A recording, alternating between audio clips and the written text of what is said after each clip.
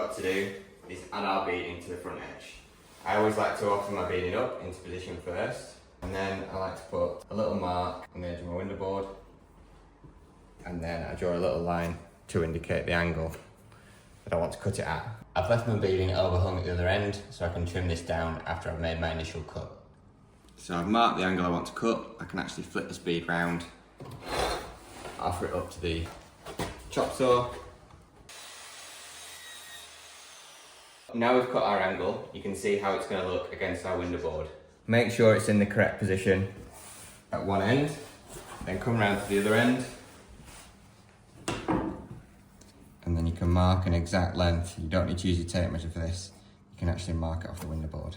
And then always put a little line to indicate the angle, and that's the waist side of the line. When you're doing this for the first time, always cut your bead a little bit longer and then trim it down to the exact length.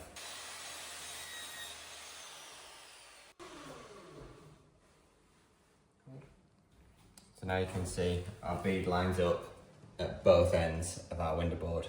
So we're actually going to glue this into place, and then we're going to add our finishing pieces at the end.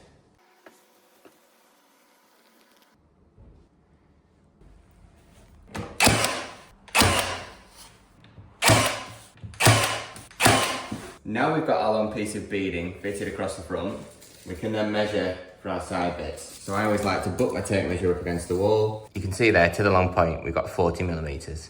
So this is an offcut of our beading, and I always like to offer it into place just to make sure I cut everything the right way.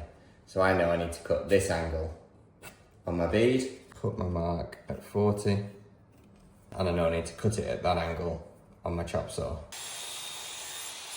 And this is our piece that we want to keep. Because these little bits are often difficult to glue on, I always like to use some 2-part mitre fix. Put some glue on the piece you just cut.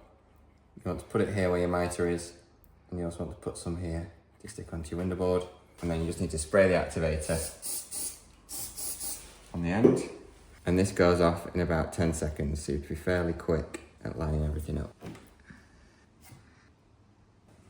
Now we've stuck our little piece on, we're going to do the same to the side.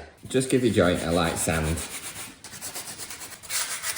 So put a little glue on the piece you've just cut after you've checked it fits, and a bit of glue where it's going to meet the window board. Spray your activator, and then you want to hold this on for about 10 seconds.